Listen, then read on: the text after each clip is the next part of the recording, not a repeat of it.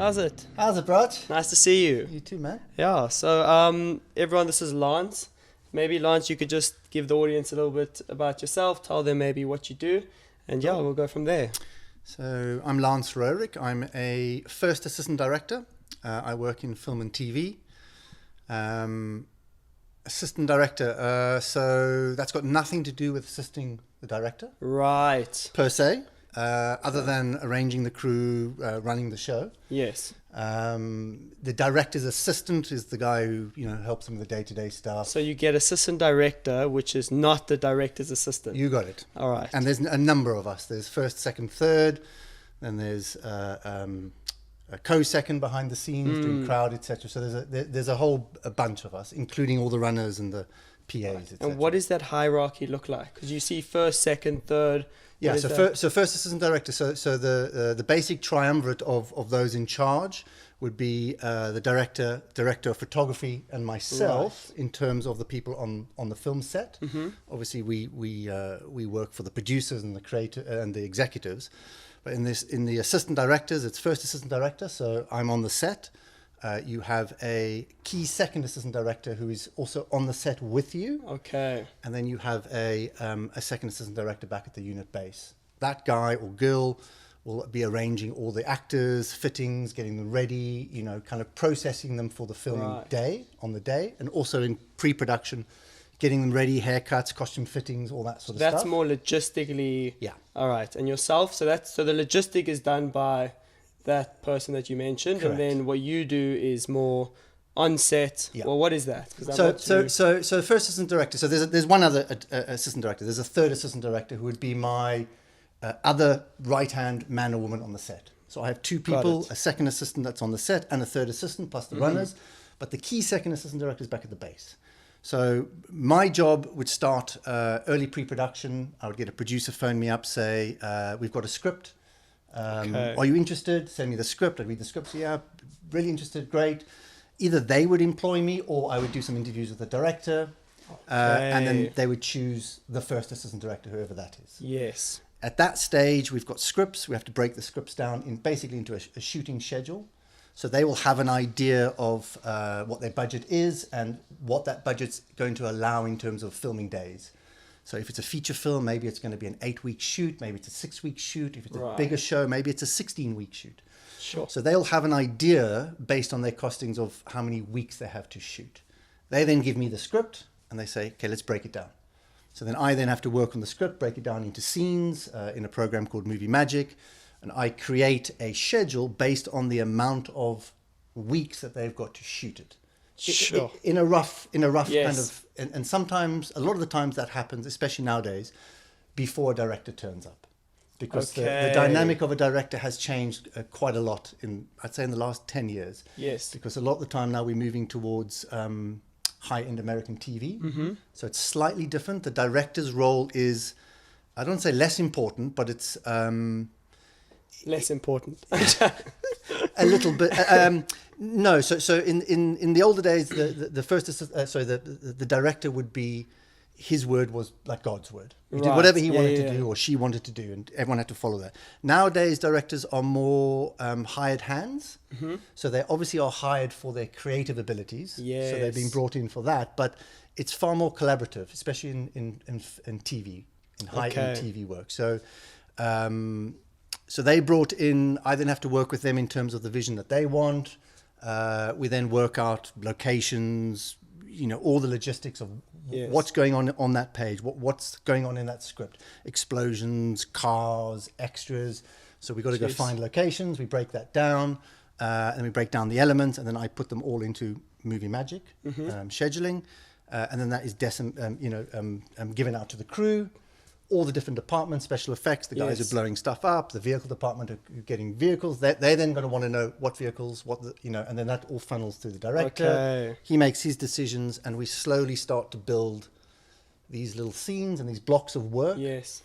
So, for example, in scheduling, you always go to a location and you shoot it out.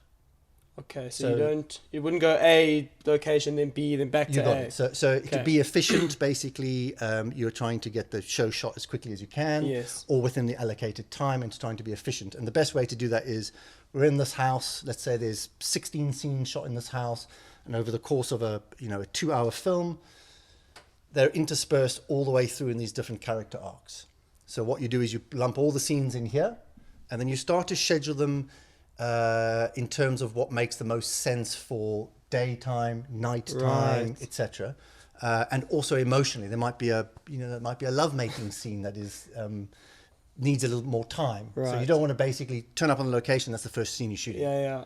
So all those little things, and then you work with the director in terms of, look, this is how I've scheduled it. What do you think? They'll sometimes say, yeah, that's really great. Let's pull the scene out, etc., and let's move it onto this day. Let's say we had 5 days shooting here. He might have in his mind that one particular scene he wants to spend a lot more time on. Okay. So when I'm reading through the script, I'm in my head allocating time. I'm going, okay, I think that's going to take this long, or that's going to take this long. This is before I've even sat and had my time with the director. So I create like an overview of what I think we can do in, say, the 16 weeks we've got to shoot it. And then we start the process of breaking that down. Yeah, that's not going to work. I need more time here. Oh God, no, I don't need 4 hours. That's a one. We're going to shoot that in one shot. So give me an hour. And then so you're basically robbing Peter to pay Paul. I hear you, but that doesn't sound like something you can study, right? Because you can't go and study how much time it takes to do a lovemaking scene. It's a good point. So I'll give you an example. So in 95, I finished school in 94. 95, I went to the UK for like 8 months, came back here, basically started straight in the film industry. Okay. In 97, I got offered a job in the UK. I was very naive. I was kind of like, awesome, because I did a show here with some English guys. I literally booked my ticket, flew over there, landed, said, hey guys, I'm here. And they're like, what do you mean you're here? I said, you said come over. And then that was me for 25 years. No. So when I started, I was obviously a third assistant director. Okay. As I did like a year, 2 years, 3 years, 4 years as a third assistant director, I was like, okay, I want to be a second. So I started to learn from a few seconds and what they're doing, call sheets, all this sort of stuff. I then go to Foyles, which is one of the biggest bookstores in the UK. Yeah. And I'm like, there's got to be books on this. Is there books on it? No, of course not. So I started saying to the seconds, I say, so how do you learn this stuff if it's not in books? They say, this is where you learn it. You hear, this is how you learn it. So to answer your question, no, there was no books. Yeah. There are a lot more courses now. So in the UK, we have like ADA, it's Assistant Directors Association. Mm-hmm. You have a bunch of people who are doing scheduling courses, like how do you schedule? But back then, there was none of that. There was nothing there, nothing I could find back then. And so for you to have to actually go out and figure out how to be that next thing, it wasn't in a book, it wasn't on the internet, you had to actually go and do the work. Exactly. So as a third assistant director, one of the guys I work with a lot, a guy called Mark Ingram, incredible second assistant director. So I used to, in the pre-production period, as a third assistant director, you don't get a lot of pre-production. You're normally there for 2 weeks before the show starts, maybe 3 weeks. You're labeling up the radios, you're doing some cast fittings, and then you're with the director doing like a rehearsal week. That's pretty much it.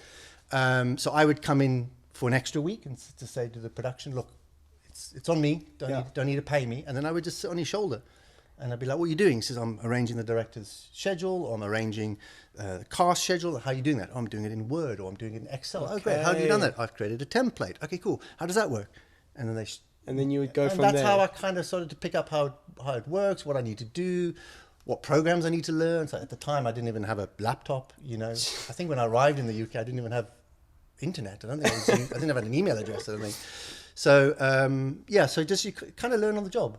All right. Really, I mean, that's very interesting, because now a lot of people would say, oh, you have to go do a degree, or you have to go to school to now learn how to do that. Well, it's interesting you say go to school. So film schools have been around for a long time. Okay. And the interesting thing is, when I started, anyone that came from a film school, for some reason, I don't know, I obviously don't know what it was like here, but in the UK, it was not frowned upon, but it was a little bit like, you've learned theory.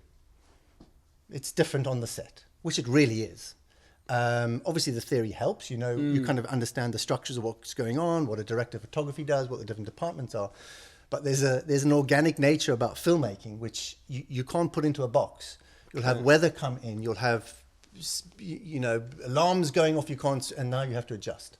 Right. So there's an element to it which is totally uncontrollable, and you have to just go with the flow on the day. And what was your time frame as you said, you went from third to second, then to first. I ended up firsting really young. I was firsting in the UK when I was 22. 22, but wow. not permanently. So I was I went from being a third assistant director, and in my opinion, and from what people told me, a very good third assistant director. Yes. So a third assistant director that can run the floor. For example, I'm with the first assistant director, and it's happened to me a number of times. Suddenly something's happened. He's got to go away for 2 days. Right. The natural thing to do, and I do it myself as well, if I have to come off the floor to reschedule stuff, let's say they didn't have scripts, the first thing I'm going to say is you don't bring someone else in. You get the third assistant director to step up, because they're your right-hand man, or the second assistant director if you're in the American system. And they take over. They know the crew. They know how you work. They've worked with the director. It's just a much easier transition. And your second assistant or your third assistant should be able to step into that role seamlessly. Okay. And then you come back in and they just step back a little bit and you carry on. Yeah. Because that's, I think a lot of people, I mean, before this show started, there was people that were actually wanting to know, how do they progress from third to second, and how long should they take? So I spent quite a long time as a third assistant director. I'd say probably 6 years, 6 or 7 years. Okay. And then I started getting offered jobs to come in on a second unit, and can you first the second unit? Right. So I would jump from third assistant director. I would bypass the behind the scenes second work, which I knew already. Yes. Although I hadn't done a lot of it, and I would first. So for me, it was a very easy transition, and you'll find very good thirds and seconds. They'll do it very easily. What you're not necessarily doing when you're jumping like that into, say, you come to do 3 days of reshoots, is you're not really scheduling it. It's been done for you. Yes. So that part you're not really kind of getting too involved with in those early days with me. That said, I did do a full-length feature film in Ibiza at 22. And that was me having to schedule it. And that was a producer I'd worked with on a previous film. Yes. He actually called me up saying, it's a low-budget show. Right. Do you want to come to Ibiza? I was 22 years old. How could you say no to that? I want to go to Ibiza. Yes, please, sir. So you do it for like a reduced rate. And we went to Ibiza. It was like the most fun I've ever had. Okay. Worst show I've ever done, but most fun I've ever had. And I mean, what inspired you to get into filmmaking or get into... Literally nothing. So I came out of school in 94. I then basically hightailed it to the UK very quickly. Spent 7 months there. When winter came and it was freezing, I was like, later for this, came back. And then one of my best friends was already started to work in the film industry. And he's a kind of really talented arty type guy, and he was in the art department. He just said to me one day, hey, he called me up and said, what are you doing? I was like, nothing. I've just got back. I'm not doing anything.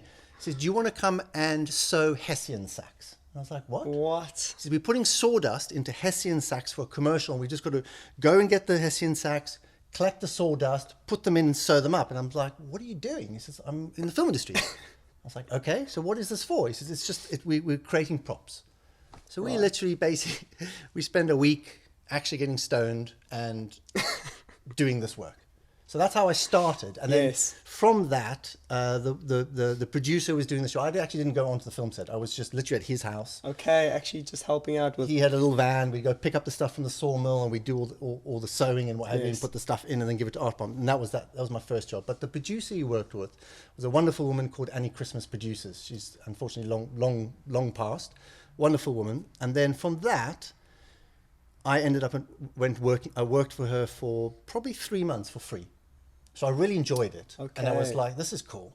Yes. My very first day on a film set with her, I did a 16-hour day.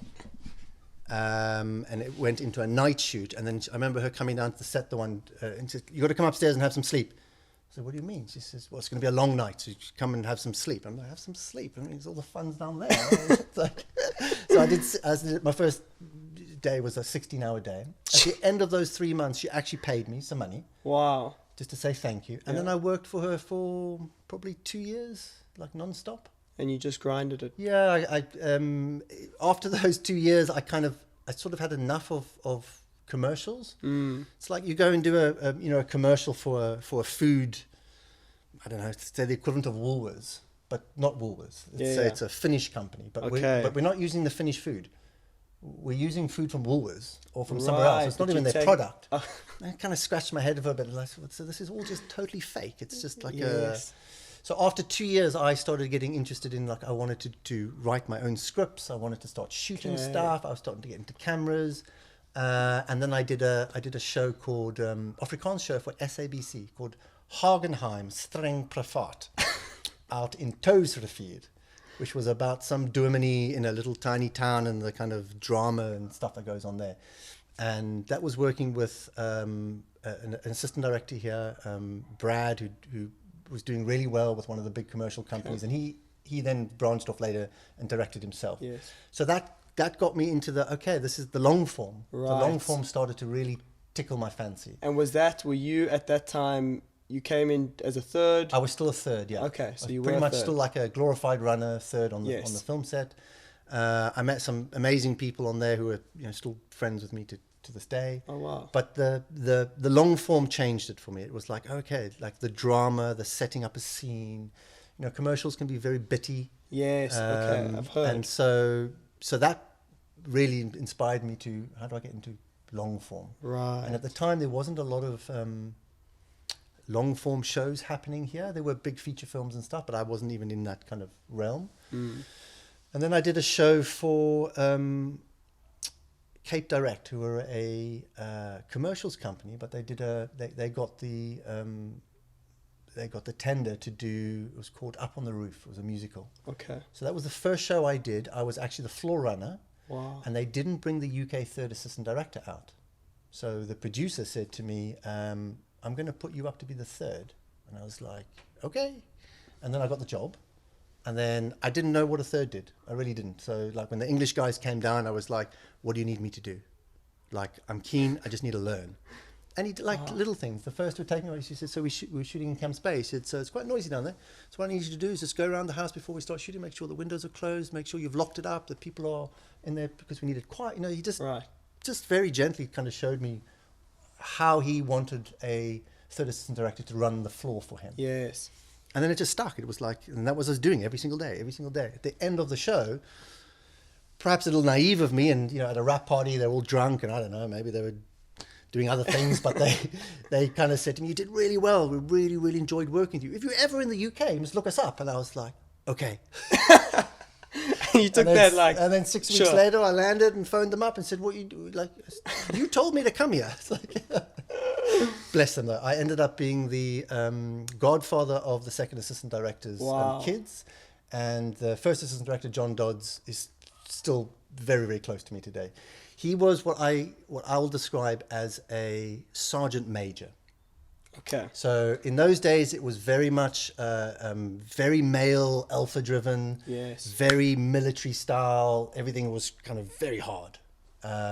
So he drilled that into me, which I appreciated, but I never really gelled with it too much. It was very much pushing people around, and you need to be here, you need to do this, da da da. And it wasn't. Was it quite micromanaging at the sense? A little bit of micromanaging, but just there was a hardness to it. Okay. It was a bit more like military army to me, and not as fun.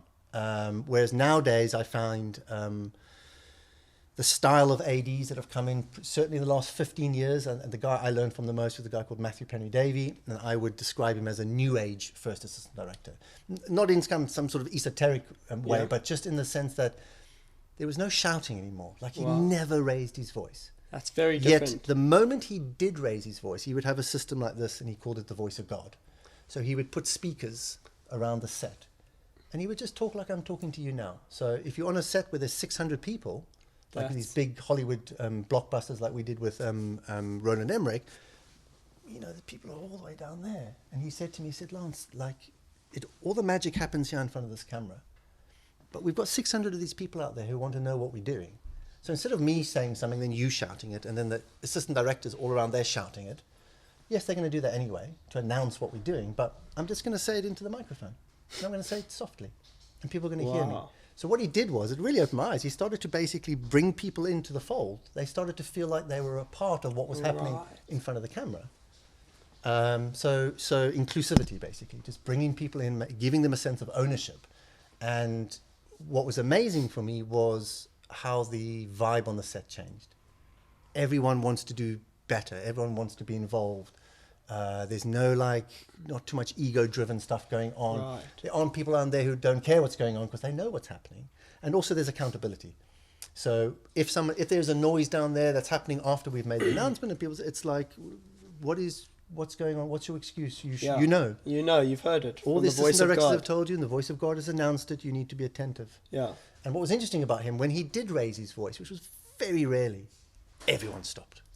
Wow. The whole crew stopped. They were like, "Oh my God," because something had changed. Yes. So it was a really interesting psychological shift for me to kind of see, okay, that's how I want to be. Yes. So he was definitely a mentor to me. Definitely somebody who taught me a lot of how to run a happy set. And when you are running a happy set, what is the difference between maybe that hard set, as you said, to a happy set? Is it more progressive? Is it more?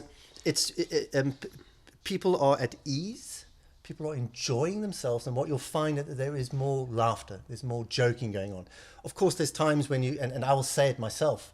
You've got a murder scene you're doing, or you've got a scene where a baby's been born, and we actually have like a 3-week-old baby. Wow. Everyone needs to come down to that level of understanding. Okay, so now it's quiet time. Now it's like it's no joking. Yes. Or the actor turns up, and especially actors who are method, who become the character. They don't want to be called James. They want to be the character's name, and they come onto set, and you could see them. They're in their process. Like there, you have to be vase about. Don't fuck around. Don't joke around, because you're going to pull them out of it. And the whole reason for a director is to get a performance out of them. So you have to cotton wool them. This is why second assistant directors are worth their gold, because when that actor arrives at the unit base, it doesn't matter that they're late. It doesn't matter that they've had a fight the night before with their missus or with their lover or whatever, and they turn up and they're really upset. The second assistant director has got to deal with that in a way where it's like, you've got to be in makeup now. You've got to be a little gentler. It's this, so that when that actor comes to set, they're coming to set in a frame of mind that's going to be conducive for what the director's trying to get out of them.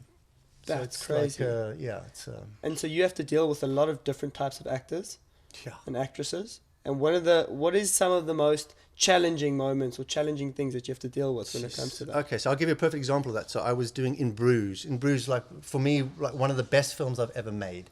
Okay, so were you? You were the? I was the second assistant director. Okay. Matthew Penry-Davy, the guy I told you about, he was the first assistant director. And it was an interesting situation. We went through a period of time, us as a team, where we were known as the troubleshooters. So basically, if something went wrong and they fired someone, usually the first assistant director or the assistant directors are probably pretty close to being first in the firing line. So in this particular instance, it wasn't their fault, but the studio had felt that they had let a few balls drop with a very young, inexperienced director who'd won Tony Awards with writing, Martin McDonough. So they fired them. But before they fired them, we got the phone call, "Can you come in?" This is like on a Friday. "Can you take the Eurostar on a Saturday?" And we were like, okay. So we decided to do it. By the time we arrived on the Sunday, they hadn't even fired them yet. No ways. And so we're in Bruges, and it's awkward. We always say, I always say as an assistant director, at some point I'm going to get fired. Yeah. And it might not be my fault. So what was really great about it, and the first assistant director was an incredibly good first assistant director. So he got fired, and he was so gracious. So they eventually told him. He came to meet us. He was super gracious, kind of offered everything up that he knew. Yeah. And so we took over. And it was a very, very hard job to do because we had just parachuted into a film that was pretty much Irish. Martin McDonough, while he was born in Camberwell, technically he's Irish, but I suppose he's not. And then you've, of course, got Colin Farrell and... what's the other actor's name now? Come to me in a minute. But yes. Here's what happened to me. So Colin Farrell at the time he had a sponsor. Mm-hmm. He was a recovering alcoholic, I think / drugs, etc., but probably mostly alcohol. So he'd been dry for a period of time, and he had a sponsor, which is a guy who basically just keeps him on track. Yes. And he notoriously wouldn't turn up on time. Late sleeper, just one of those guys, maybe he couldn't get up. He comes down to set, he comes down to the unit base. Everyone else has already gone to the set to set up. He's late. Of course, I'm letting the set know, "Hey guys, Colin's not turned up yet, he's half an hour late. 45 minutes late." Colin turns up. I'm like as nice as I can be. "Hey, great, Colin, cool. It's going to get you some makeup and hair. We're a little behind, but I'm sure we'll make it up." Off he goes into makeup. Next thing he comes out, he goes into his trailer. Now Matthew's calling me from the set. "Lance, we're ready. What's going on? We're ready." I'm like, "Matthew, he's just changing. I get it. Yeah, we've made up 15 minutes, but He was still half an hour late, 40 minutes. So then, of course, I go to the trailer, knock, knock, knock. Nothing. I can hear him having a rather heated conversation on the phone. A couple of minutes, knock, knock, knock. Colin, are you okay? Colin, are you okay? Then, so this went on for like, I don't know, 10 minutes. Whole time in my ear, I've got them screaming at me on the set. I'm just sending them messages saying, just at his door, trying my best. Anyway, so he comes out of his trailer, and he's really like, something's happened in there. And so I take him to the car, open up the car door, and he basically turns around to me, and he lost it. He basically says, don't you ever fucking do that again. No. With his finger on the unit base, poking me in my head like this. No way. I'm just standing there, not sure what I did, just going, okay, Colin, I'm just trying to get you to set on time. Boom, boom, poking me in the head.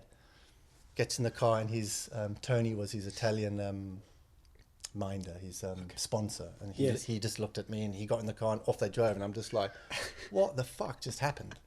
So, of course, I quickly radio through and say, hey, guys, look, he's coming to you. He's not in a good space. Like, I tried my best. Anyway, the whole day I'm beating myself up, just like a knot in my stomach, going like, what did I do? Like, what was that about? Yeah, like, he literally was poking me in my head. Anyway, in fairness to him, he comes back, and of course, the moment they travel them from the base after we've wrapped, I'm literally standing outside, waiting for the car to arrive. Car arrives, open up, hey, you're right, just walk straight past me. Okay, close the door. Tony looks at me, he just winks at me, and I was like, oh, whatever. In they go. So I go back to my trailer. I say to Tony, the moment he's ready, let me know. Car will be good for him to go. I'll have the call sheet ready, etc. So going, tapping away, just finishing a few things. Tony comes in like 15 minutes later and says, yeah, he wants to talk to you. No. So I'm like, yeah, okay, sure. I think it's probably due. So I get up, I go in, knock on his door, opens the door, he says, come in. I come in, he says, close the door. Closes the door, he gets on his hands and knees, gets on his knees, grabs my hand, and he apologizes. Wow. And he says, dude, I'm so sorry.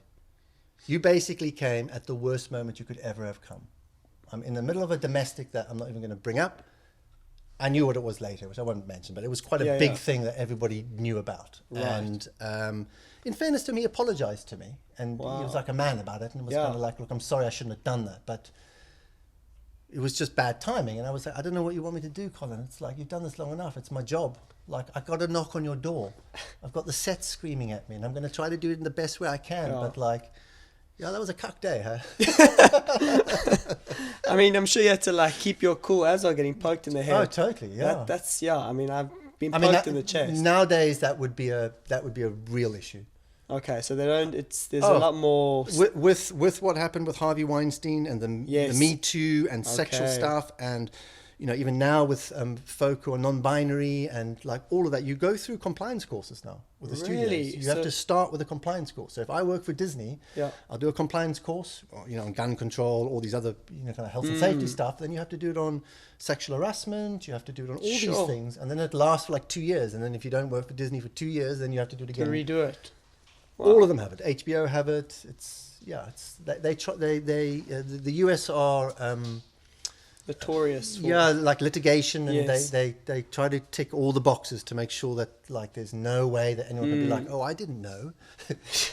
But I mean, from everything you're saying, it really seems like you've mentioned, how you got into the movie industry, how you moved up in the movie industry, how you ended up getting other jobs. That connection or relationships has been the biggest factor 100%. On everything. 100%. So, I mean, a lot of people are studying to become filmmakers, directors, whatever the case may be. But from your story, it almost makes, it's counterproductive to study, almost relationships over 100%. So going back to what you said, because I didn't quite finish it, I went off on a tangent, but you're right. So I started that with when I was in the UK, anyone that came from a film school background, there was a little bit of frowning at it. I mean, not from my point of view.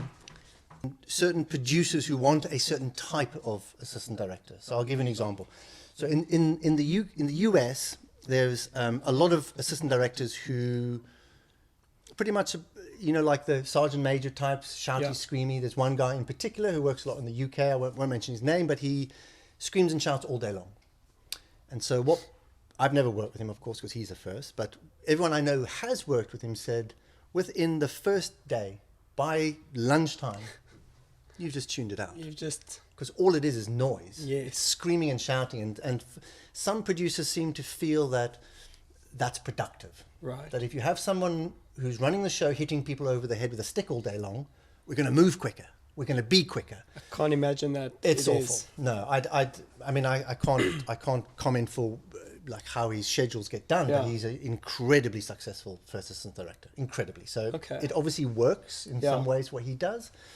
But relationships in terms of how producers see you, how they see how you operate, how inclusive you are with production, and how you navigate those relationships. Right. So for me as an assistant director, I would say that's the primary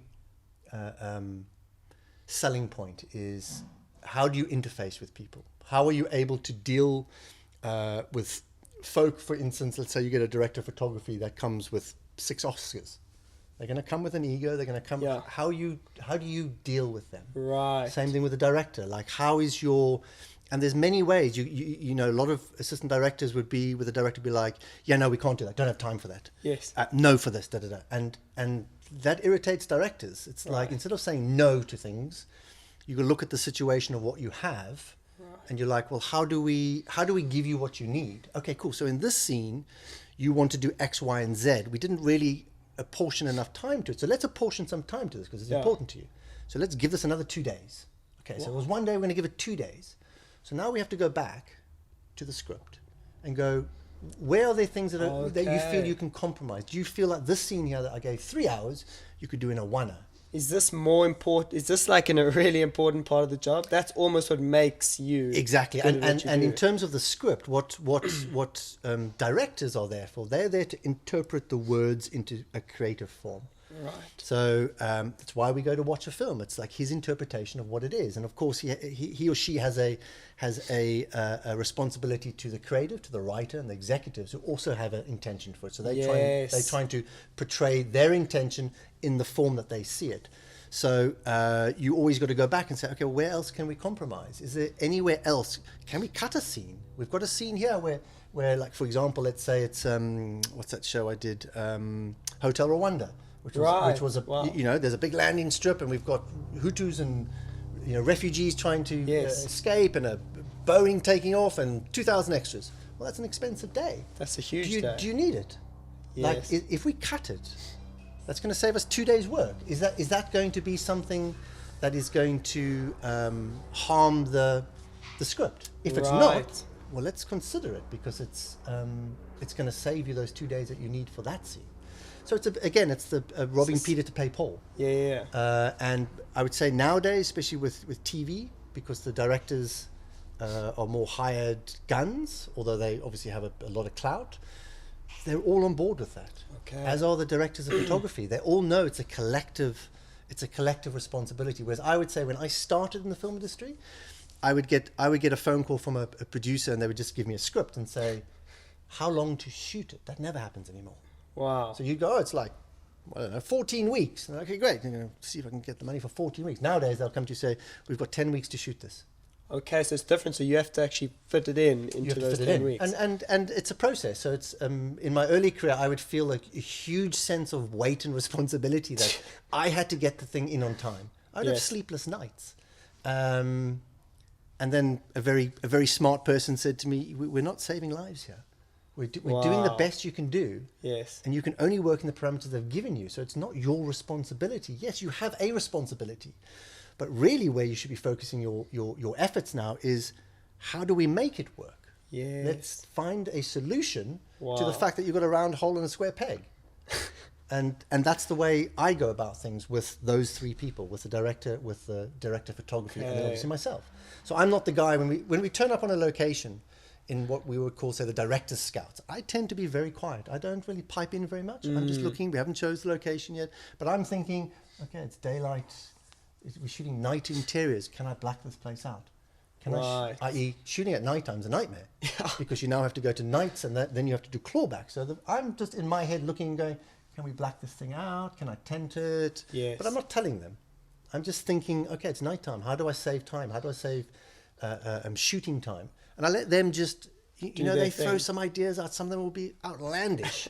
I'm not the guy then at that point, because Yeah. it's not appropriate to say, guys, that's a bit silly. Or Right. I don't think we're going to have time for that, because that's just instantly you're negative. Yes. So I let them feel it out and work it out, and it morphs and it changes. But the whole time I'm taking in intel. I can kind of see how they're building this picture and where they're going. Starts like this, ends like that, changes a bit like that. You've almost got to be a coach, to the sense that you got to help them find the solution without going, no, you can't do that. 100%. So we actually had on the last show I worked on, we actually had an assistant director that ended up getting fired because he came into it with an ego, with an attitude that I'm the first AD. This is my schedule. We're doing it this way. Oh, yeah. And I just remember just cringing a bit, going, "Oh, dude, that's not going to work out well." And it didn't. A nice enough guy. I got with him really well. Yeah. A nice enough guy, but that was just his style. And unfortunately, because it wasn't his show, he pissed a bunch of people off. Yeah. And the next thing, he was gone. That's They paid him and said, "Bye, off you go." So who you know and how to build relationships, and really how to, as you say, deal with those relationships in a positive way. And 100%. is So important. people skills. Yeah. People skills for me, I would say, is probably the number one thing for being a good assistant director. Wow. Someone who can be inclusive, who can listen to people, and remember, part of your remit, or part of the thing that I do is guiding people down the path, the correct path. But the correct path for me is just how do we get to achieve it? How do I get to weigh up the director's creative ambitions and the producer's financial resources? Sure. How do you put those together to create a show that's going to satisfy them both? And then the third element to that is, how do I make it as enjoyable for the crew? Because the crew are the people that, without them, like I always say to anyone who employs me, I'm only as good as the people around me. Right. Literally, like my team. Yeah. And I've been on a few shows where I've lost my second. And it's chaos after that. They don't know how you work. The next person comes in. There's a real oh God. It's quite stressful. No, it sounds stressful. But I mean, the difference between a coach and a mentor is somebody who you do it with you, right? So they'll give you their opinions, whereas a coach actually has to help you find the answers, which is, the more you talk about it, it really is, you have to be a coach and do it in a way that helps them get to the solution. Yeah. And that often sometimes you then aren't the star, right? Which is, I think, something that, also if you have a big ego and I think that's important is not to make it about yourself. Right. So there are a number of assistant directors who actually really like hearing their own voice, who like being in that position.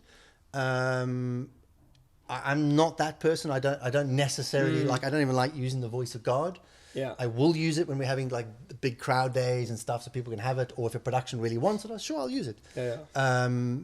But generally, I tend to just like to create a nice, even, happy set, keep it running nicely, and just not be the center of it. Yes. Other than when people need to know, what are you doing? What are we doing next? Because that's what they do. They'll turn to me and go, where are we next? Even though you've done recce's and you've tell where you're going and you've explained the date, everyone's always going to ask you, what are we doing next? Okay. So we're going over there. We're setting the track over there. We're going to be doing that shot we talked about, whatever. And it's just constantly. It's just constant. And what is your favorite film that you've worked on, would you say? Because I know you've done quite a few.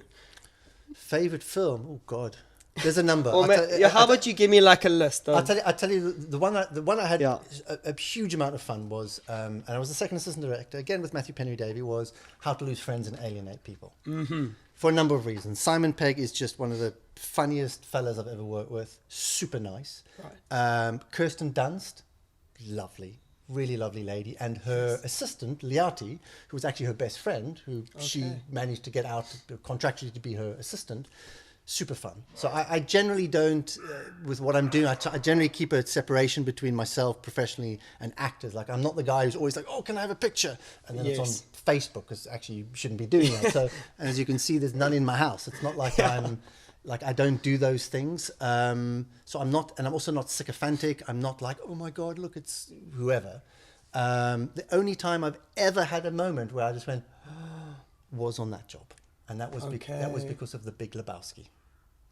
What? So he was there. He was on the show, obviously, and some of the best moments we had on that was when we wrapped. He would invite us into his trailer for a whiskey, and he'd play guitar. Wow! And just sing. That's incredible. So that was great. And then, of course, I had to leave early. So as the second assistant director, we got someone else in to cover, I think it was the last 2 weeks of the UK side. And I flew to New York with the producers and I set up the New York side. At the time, I wasn't DGA, so I wasn't technically allowed to work. Okay, yeah. They had to employ someone else. So it was really interesting. I was like the supervising second assistant director. All I did was I landed there, spoke to the second who'd Matthew'd worked with before on Lord of War, told her how we'd set the things up. So she ran the show and I was just with the producers and the creatives. So that was like an in-between position. It was, and so I didn't really do very much other than just oversee stuff. And it was New York, and we, stayed in the Soho Grand. We had Stephen Woolley take us to see a 35mm print of Taking of Pelham 123. It was amazing. I loved it. Yes, that's incredible. Yeah, it was good. Really so you've lived the proper life, you know? Yeah, I'd say definitely. And one of the perks of this is I've never liked working in an office. So a 9 to 5, the kind of walls just start creeping in on me. And you obviously have a period of that you have to do, but you're out on the road all the time. You're in different countries. You're out in the middle of nowhere, and so it's not 9 to 5 anymore. It's more like a 6 7 to 7. Prep 7 to 7 or. I would say now we started doing these things called continuous working days. They're like 10-hour days. So it's, normally it was a 12-hour day, 11 hours on camera, an hour's lunch, plus your travel. So by the end of the day, you're driving in, especially in the UK or driving back, it's a 16-hour day. So it's kind of nuts. Yeah, I know that's... and when you're doing very long-running shows, like 16 weeks, whatever, like the last show I did was 15 months start to finish. 15 months? 15 months. What was that? That was Invasion. Okay. So it wasn't 15 months of shooting. Yeah. It was about 7 months of shooting, 8 months of shooting, but a lot of prep and over 2 continents. Wow. Yeah. And how is that experience working on Invasion? Really great. I really enjoyed it. The producer who started it was one of my best friends. Came to my wedding. Sadly, she had to exit the project very early. And then we had a very, very big US producer come in comes from feature films. So he came in, I got on really well with him, really enjoyed working with him. The South African production side were incredible. And then I worked with 2 directors on that who blew me away. The first one was a guy called Alex Sakharov. If you know anything about directors and TV shows, he basically is like Mr. US TV. He did The Sopranos. Okay, he did House of Cards. No way. He was the director that they called in after they shot the pilot of Game of Thrones. And they ditched it. They shot the whole pilot of Game of Thrones. They're like, this is a load of shit. Either we salvage this or we dump the whole show. So they called Alec in. They flew him over, sat him down, showed it to him, and he was like, no, there's potential here. And so they redid it. Wow, and he was the one who kind of resurrected it. I mean, that's huge. Game of Thrones is massive. I mean, I don't think I've worked with a bigger director, certainly not a TV director than him. Yeah. And he blew me away. He shoots so cinematically. Right. He'll do a scene in one shot, but it's not so much about the single shot. It's the way that he frames it that just draws you in, and the way that he stages what the actors are doing. So he only needs to do. And I remember in the early days, I would be like, okay, cool, so Alex, you're going to turn around. He'd look at me and go, turn around? Did you just see what I shot? Why would I turn around? I was like, great. Okay, we're not doing that show then. Awesome. So he doesn't shoot traditionally in TV. TV can be very mechanical. Right. Wide shot, you're going for a close-up, now I've got to do the reverse, and then you've got to then do the wide reverse of that, etc. So he doesn't do that. He shoots like cinema. Wow. And so does he do the opposite of what technically you should do, or it's not so much what you should do, because he brings a cinema flair, so i.e. feature film, big Hollywood production, to TV shows. And yes, the TV shows are still very high end. Yes. But he brings that aesthetic, and it's incredibly refreshing. It's brave. It's very bold, but you need to just look at his CV and you're like, he's earned it. He's earned it. He's really earned it. I mean, I learned a hell of a lot from him. Like probably up there with the best director I've ever worked with. Like he would finish, his thing was he never does overtime, ever. Really? So, okay. And he always finishes on time. We had one day where we went up to like 2 minutes before wrap and he was super stressed. But every other day you're wrapping 2 hours, 3 hours early, and you're getting incredible stuff. So it's not like you kind of go. So how does that? sorry to interrupt, but how does that productivity happen? Like, what does he do, or what is happening that's creating that productivity? Because I don't hear much of that. He's done a shit ton of prep by himself with the script. So for him, it's like, what is on the page? What is the central pivot point that's on the page? What is the scene? What's the purpose of the scene? Yes. And then he anchors everything around that. Right. So this is where the action is. This is the action of that scene, right? And this is what I have to get out the actors. Now I'm going to put the camera in a position that's going to just suck you in. Right. So so he's prepared. He knows what the writer intention was and how best to get it out of the actors. And then he's very bold when it comes to shooting things. Okay. Very bold. So a lot of directors will, especially less experienced directors, will overshoot. Yes, they'll shoot multiple angles. They'll even cross the line and shoot it again from over there, because they feel like as long as they've got a whole bunch of stuff, they can put something together. Right. He's the opposite. He's like, it's 2 shots.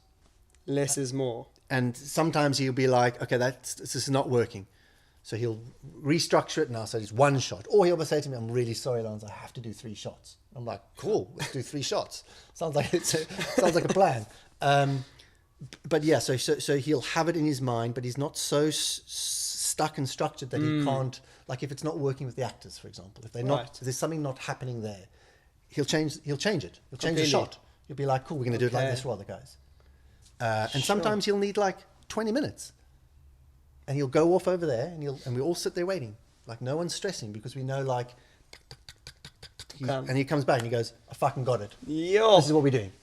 And it was so inspiring. Everyone just wanted to work for him. Yes. Everyone wanted to give him, like the special effects department, we had loads of explosions. They just wanted to go bigger.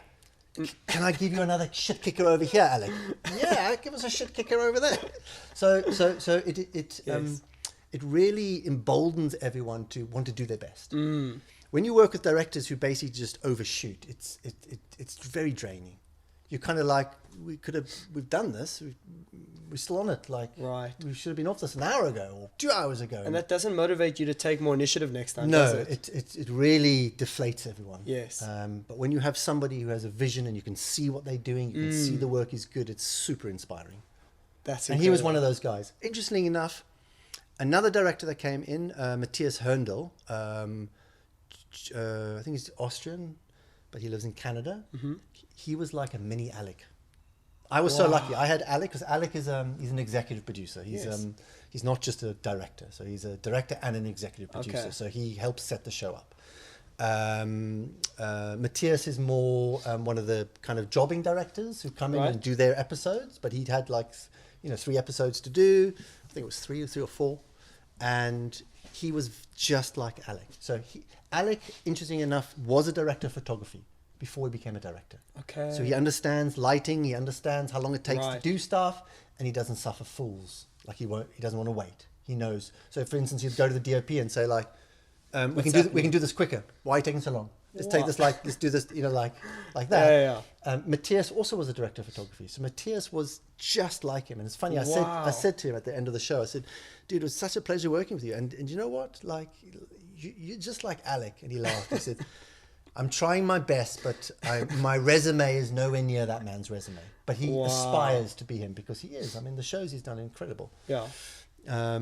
So having directors that are good at what they do, are inspiring with the work that they're doing, that are bold, is really great for a crew. They really respond to it really well. And he obviously also thinks about everybody else. He knows if we overshoot all the time, people are deflated. Totally. Right? And also the thing he does is, he shoots it in such a way, a bit like, I don't know if you know the story about Alfred Hitchcock. So Alfred Hitchcock used to shoot X amount of shots in X amount of order. Right. There was no way that the editor could could cut it any other way than how he had it in his head, because there's not additional shots. There's not little cutaways. It is just this.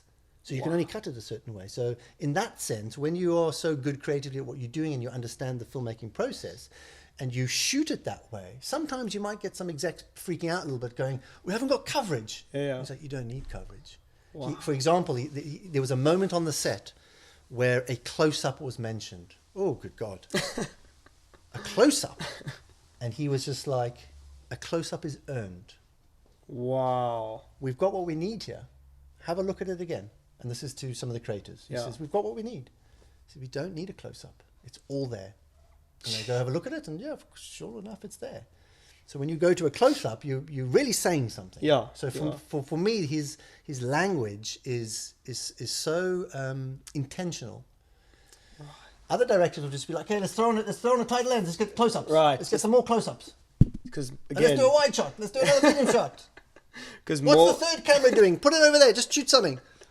We had a director like that, and he used to just hoover everything down. He just like we would call it like hosing it down. Get all 4 cameras up, shoot. Wow. You know, so and for directors of photography, it's a joy because you're lighting for one thing. Yeah. A lot of the time in the high pressure world of getting a schedule done, you have 3 cameras mostly. And a lot of directors want to shoot 3 cameras. So if you're shooting a wide shot and then a tighter shot, it's really a nightmare for the director of photography because you light a wide shot differently to the way you do a beauty light on a close-up. You need to bring scrims in, soften the light, contour it a little bit. And so they're like, and sound are like, well, I can't get the sound on the close-up because you got a wide shot, so my boom's up there. All I got is the radio mic. So there's this whole little dance you have to do with everyone. And again, I'm just hearing less is more, simplicity, going back to just really just doing one thing properly. And doing it well. Yeah. That's some interesting things. Like I could literally take from what you're saying about doing less is more, not making an environment which is unhappy or which makes people unhappy because you're expecting all these different things, whereas focusing on what is important and doubling down and making it just better environment for everyone. 100%, yeah. So that's almost a philosophy you could take into different areas of different careers and different businesses. I don't think it's got anything to do with film. Yeah. I think the moment that you start to include people, you basically empower them with a sense of ownership. Once they do that, they feel a sense of responsibility. Because the more you isolate people, or if you just flippant like, oh, what are you, the prop guy? Yeah. No, he's got a name. His name's Greg. Right. For me, the best directors are the ones that they learn the crew's names. And Alec did that, and Matthias did that, and they would know their names. So they felt included. And the moment you empower people to be a part of the process, they are contributing. They go home happy. They have job satisfaction. Yeah. They wake up in the morning and be like, fuck, can't wait to get to set. We're going to smash it today. When the director's approachable and when they're inclusive. I had, for years when I used to come back to South Africa, especially on commercials, there was this really interesting thing was, as assistant director, I'd have a crew member come up to me saying, say it's action vehicles. So these are the, he wants Cadillacs. Yes, I know that, yes. Well, he has 5 Cadillacs. And I'm like, why are you showing me? Director's over there. Go show him. Oh, okay, can't you show it to him? Right. I show it to him, and then he asks me what size are the wheels. And then, can I do this to the car? I can't answer. Just go. He's approachable. He's over there. He's right there. So you got to take them in, and you'd be like, "Hey, great, leave them off you go, and it's fine." Yeah. So I don't know where that came from. But again, including people, making them feel like they can give their 10 pence worth. And some of the best directors will ask the art director, right. "What do you think? What can you offer up?" Or we're trying to, like on the last show we did, we had this one particular set that for 9 months no one knew what it was. Because it was this abstract world, and it was just ideas getting kicked around for 9 months. What is it? Is it a dark space? Is it the spaceship? Is it this? Are we building a set? Is it CG? Is it like... The whole time I'm like, how do I schedule it? Like, what do you guys, what's the schedule? What do you guys need? Is it like, are we blowing stuff up? Are we putting lights in? Or like, what are the elements I've got to work with? Yeah. So... But again, it's a collaboration, and the best directors be like, well, what do you think? Part of me thinks in school it's like very boxy of this is what they do, this is what they do, and then it's what you're talking about is literally about including everybody in a sense, so that those boxes aren't so rigid and they kind of interlock in some 100%. sense. So it's almost like so my analogy of it is it's 80% prep and it's 20% just throwing it to the wind. Okay. Because you don't know what's going to happen on a day, especially like in the UK. I live on an island. We shoot like 12 months of the year. It's like snowing, storming. I've got a daylight exterior. Now it's raining. Can we do it in the rain? Do we have black umbrellas in the prop truck? Does costume have umbrellas? Like, hey, to the director, can we do it? You're going to have to ADR the sound because it's raining. We don't have interior weather cover, Right. for example. Yeah. So in the UK, let's say, for example, you're shooting in this winter time. You hope to have a studio set that you own, and you don't shoot that till the end because of weather. And you shoot all your daylight exteriors, and you try to have a little bit of leeway with the actors and their contracts of how you've contracted them, that you can drop them in. Right. Okay, God, we've got to move. Like 2 days' time, we've got this huge storm coming. We've got to go interior. That must be the most stressful thing, right? It Weather. is. It's not if you have weather cover. Okay. But when you don't have weather cover, what do you do? Because There's also nothing you can do. You book that location maybe in advance, don't you? So you can't really Oh. see weather for that. You do. Hi, guys. Oh. What? No, buddy. Okay, Puppet. It's enough. Down. Come. Yeah. So you were talking about boxes and rigidity, and I'm saying I agree.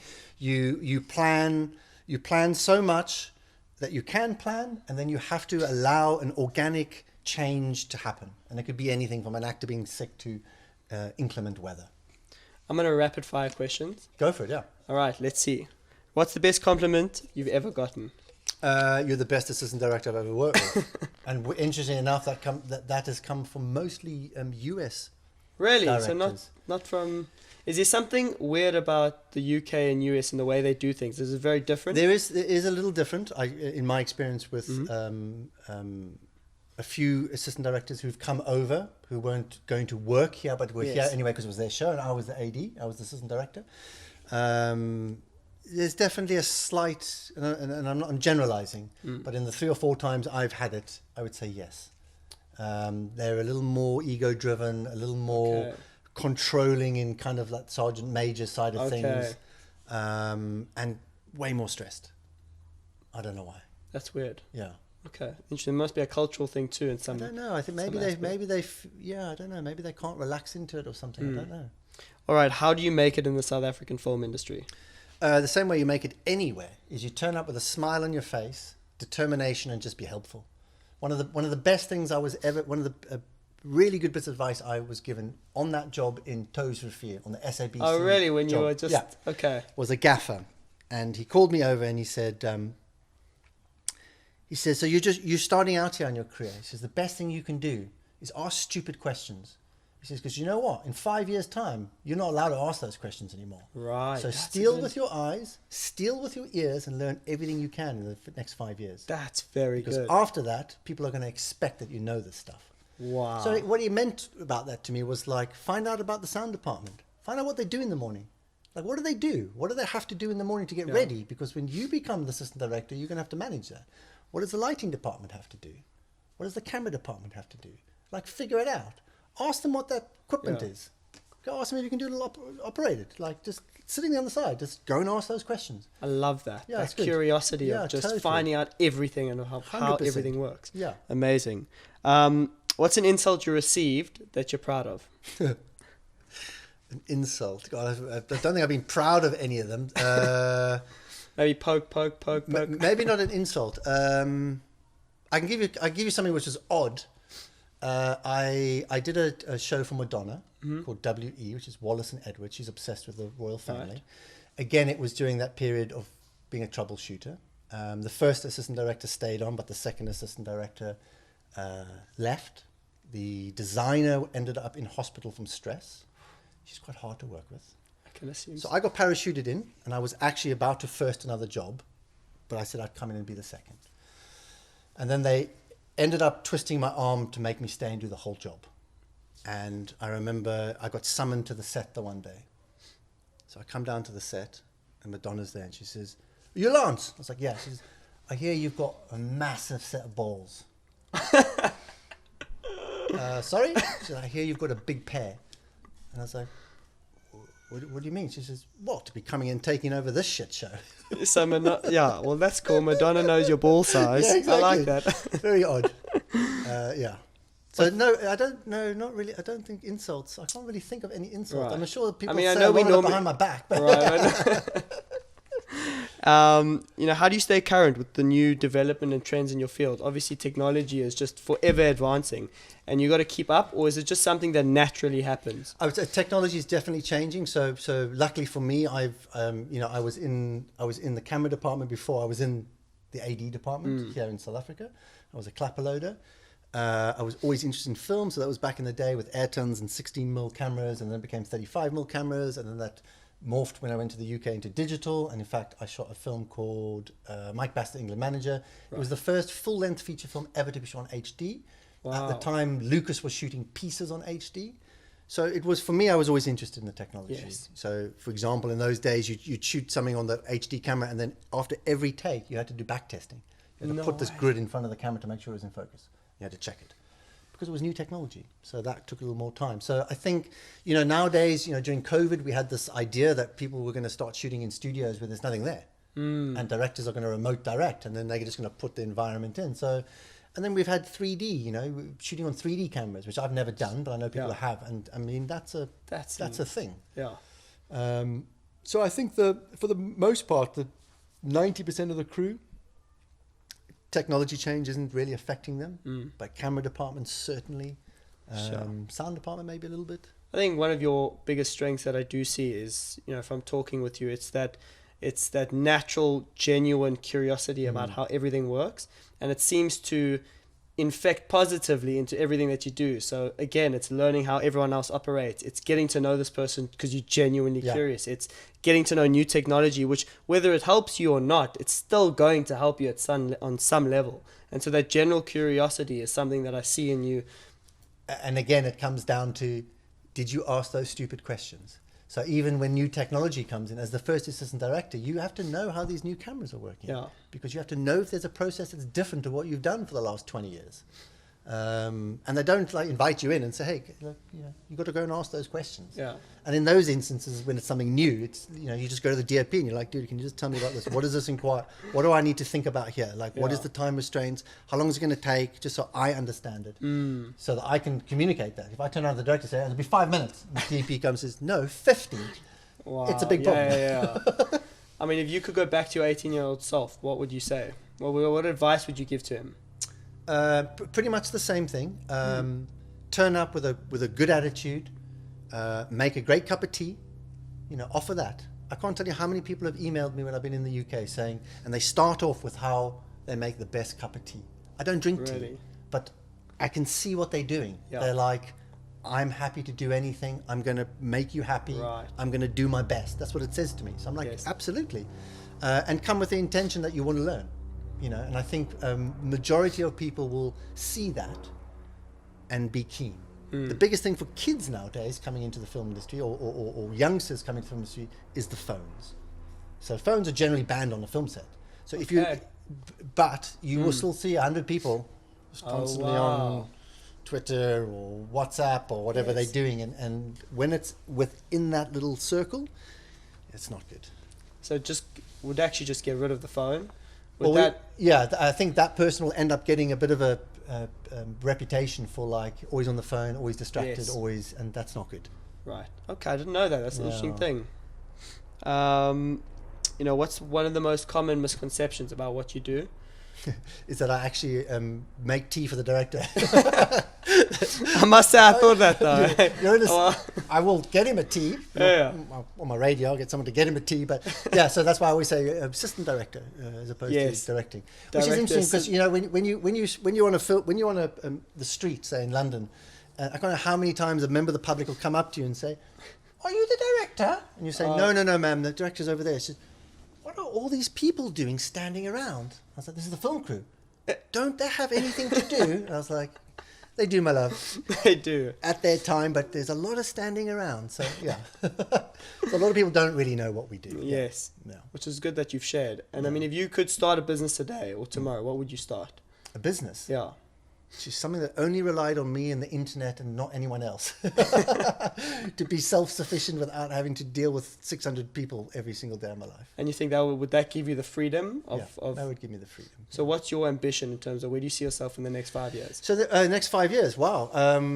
Probably not in the film game, I'd say. I'm 46. I was kind of, by the time 50, I have some projects and things that I want to be up and running to allow me to step away from this. As much as I love this, you travel the world, you are in incredible hotels and far-flung places, and it really is an amazing opportunity. But the downside to that is that you are away from your family, Right. away from your kids. In my case, I had a wife on one continent and a son on another continent. Wow. So trying to marry that up was a bit of a thing.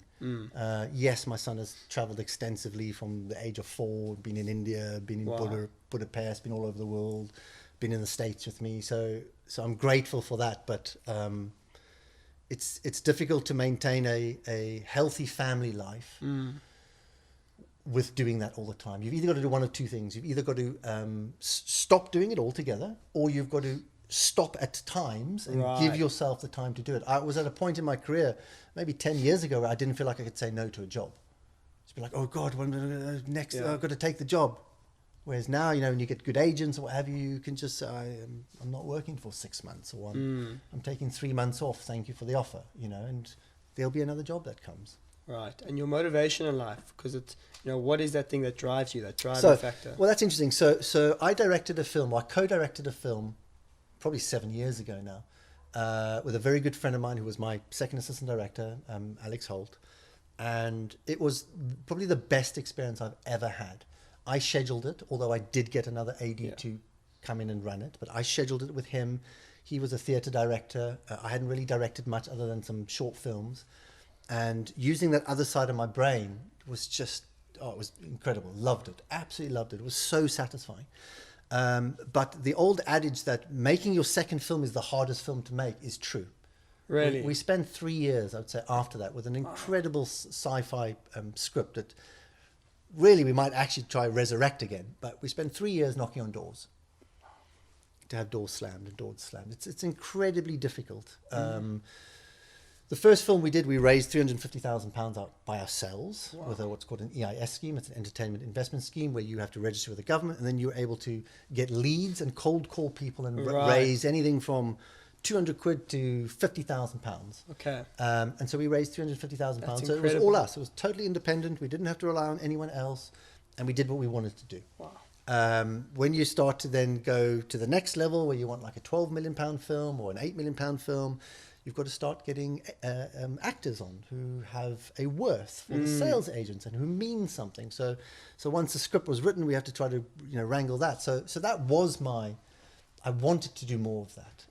I think that tied very much into me, having the latest cameras and Blackmagic cinema cameras and what have you, and like shooting my own stuff and just doing stuff because I like to do it. Yes. Like one-man band style. So I still have that ambition to be creative, to express something. I'm less concerned about reaching some sort of goal with it. For me, it's more now just like I enjoy doing it, and I enjoy the process. So I would love to do another film, and maybe Alex and I will get that thing off the ground again and do it. Sadly, I mean, films are pretty much dead after COVID. They're obviously still the big blockbusters, but independent film took a real hammering after that. So long-term goal is for me just to find peace within myself and creativity and whatever that might be. Might be the film industry. It might be growing vegetables. I don't know. Well, if you ever need another actor that there we go. with long hair, There you you're cool, right? Exactly. Amazing. I mean, and last question with what other questions would you wish I'd asked but didn't, and how would you answer it? So I don't know. I suppose in the film industry there is the thing I enjoy a lot is just hearing people regaling stories that happen, like just odd things, and you kind of scratch your head sometimes, going, would this ever happen in any other industry? Like kind of nuts things. So I don't know how you would ask that question. But give us one. What is a nuts story that you've kind of heard or been a part of or know of? I mean, the Madonna one's pretty nuts. So for example, things like when I said to you, like the 20% of things that you can't control. Yeah. So salmon fishing in the Yemen. That's a film I did. I only did the second unit. Yes. Matthew Penny Davey did the main unit. I don't know if you know it. It's an incredibly funny book. It's about a bunch of memoirs that a guy writes in letters forms, and so it had Ewan McGregor in it and Emily Blunt. And it revolves around in the Yemen trying to build salmon farms. And in the show, in the actual book, there are some Arab League guys who didn't like what they were doing, and they blow up this dam, and then obviously all the fish end up everywhere. So Matthew was shooting the show, and they obviously had to set that up, and they had to do that. And just before they flew to Morocco to do it, Morocco had a storm of biblical proportions. So the whole set got washed away. The whole set. And then that's when I got the phone call saying, "Hey, Lance, you want to come do second unit?" But what was really smart that Matthew did was he was like, "Okay, so in the show, we have to blow up a dam, and we have to see the aftermath. So I'm changing the schedule around. Lance is going to deal with this stuff, and we're going to leave the set broken.